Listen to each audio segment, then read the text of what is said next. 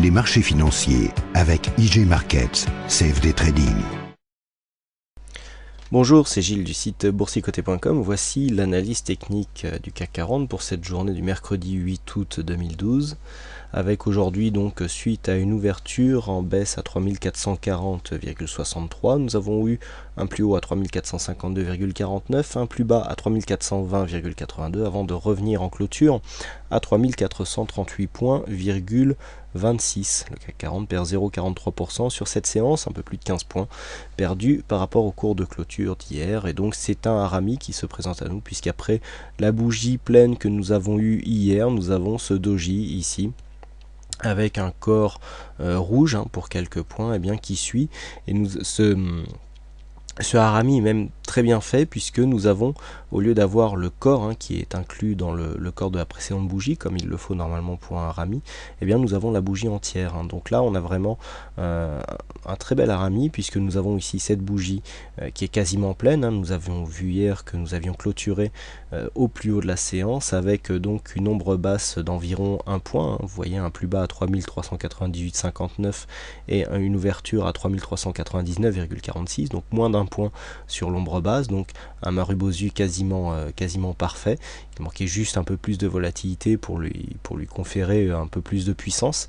Et suite à cette bougie, donc normalement puissante, nous avons ici un doji, donc bougie d'hésitation totalement inclus dans la bougie précédente. Donc ici un harami qui sera à confirmer, mais nous y reviendrons ultérieurement.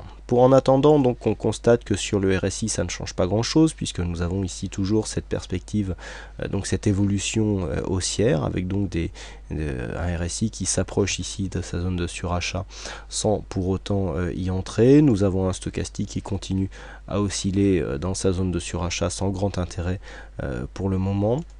Le MACD donc est toujours haussier, même si on voit ici la dynamique qui tente à se ralentir suite ici à cette forte hausse que nous avons constatée lors des 3 dernières séances. Et puis au niveau des volumes, donc ce qu'il est toujours intéressant de constater lorsque nous avons des doji, ici des volumes qui sont bien en dessous de la moyenne. Donc, alors c'est pourquoi je dis c'est important de constater ici des doji, les volumes lors des doji, c'est que nous l'avons vu précédemment. Ça, c'est un signal que j'observe tout particulièrement à la suite d'une tendance relativement marquée, comme la tendance haussière que nous avons eue ces derniers jours.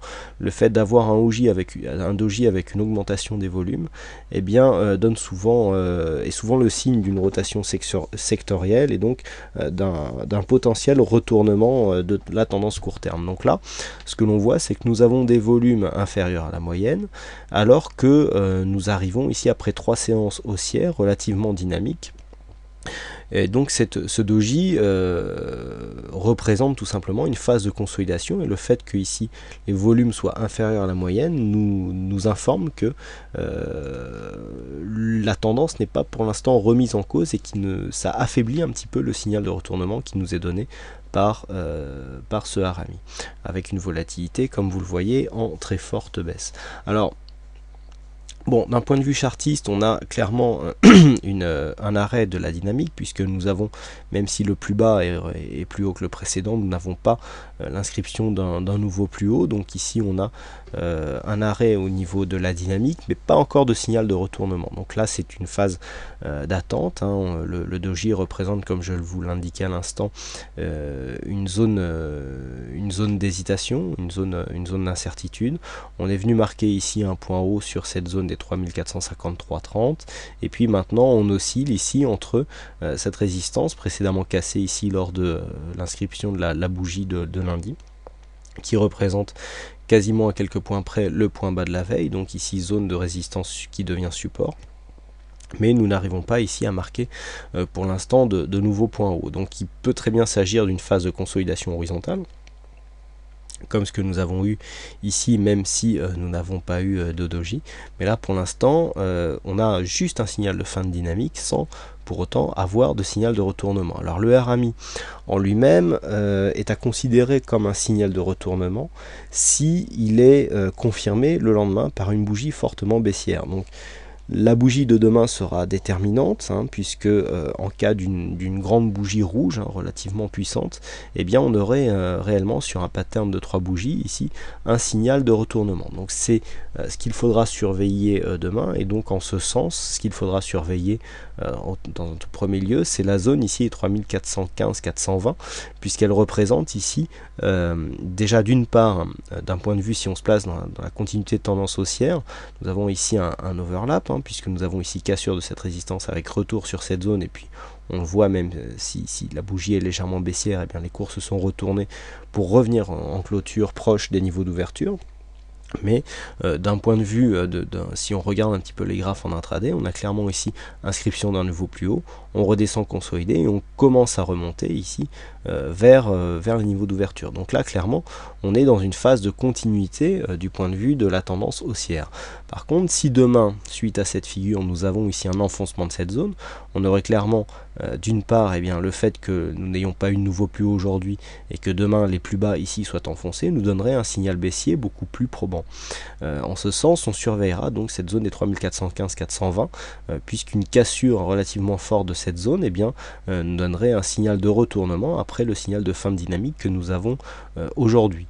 Ceci serait invalidé bien sûr si cette zone ici des 3453 qui ont été cassées sur le futur hier soir, hein, puisqu'on est monté beaucoup plus haut, on a approché les 3470, mais pas sur le cash. Hein. Je rappelle qu'en général, des cotations qui interviennent sur le futur eh bien, sont souvent confirmées par le lendemain, le lendemain sur le cash, hein, l'indice de référence, donc celui qui code de 9h à 17h35, mais aujourd'hui ce n'a pas été le cas, on n'est pas venu confirmer ici cette zone de cotation supérieure, hein. Donc attention ici, on n'est pas venu inscrire de nouveau plus haut. Si demain on cassait ici ce point bas, on aurait donc le signal retournement comme je vous le disais, mais par contre si on venait casser ici cette zone de point haut pour confirmer cette zone de cotation, eh bien on interpréterait ces deux bougies donc en harami comme eh bien, une dynamique qui s'est inscrite avec une phase ici où on a repris notre souffle, hein, puisque ici nous avons eu donc cette zone de résistance intermédiaire qui est confirmée comme un support.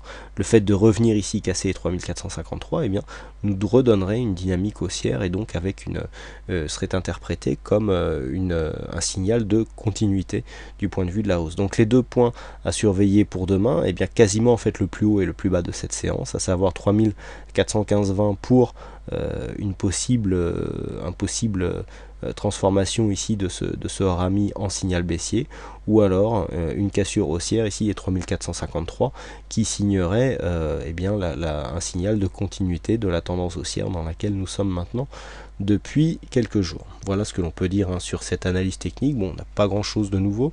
Alors on a quand même une configuration chartiste assez particulière. J'essaierai de faire des études statistiques sur cette configuration pour voir si elle peut nous donner une probabilité relativement forte, un peu comme ce que j'avais fait ici lors de l'inscription ici de cette Herbol, hein, cette bougie qui avait été entièrement inscrite à l'extérieur des bandes de Bollinger. Bon, j'essaierai ce que ça donne. Si vous ne voyez rien posté sur le blog, c'est que aucun résultat assez fort n'aura été dégagé de cette étude statistique. Voilà donc pour cette analyse. Alors aujourd'hui c'est Uzbek hein, qui a gagné au jeu du fixing, donc bravo à toi, c'est une des premières fois je crois que tu gagnes au jeu du fixing. Et puis quant à moi il ne me reste plus qu'à vous souhaiter à toutes et à tous une bonne soirée, bonne chance dans votre aide, merci encore pour votre participation sur le site et sur le chat du site boursicoté.com et donc pour vos nombreuses visites. Voilà, bonne soirée à tous, bonne chance dans votre aide et à demain pour de prochaines analyses techniques en vidéo. Bonsoir à tous. Les marchés financiers avec IG Markets, CFD Trading.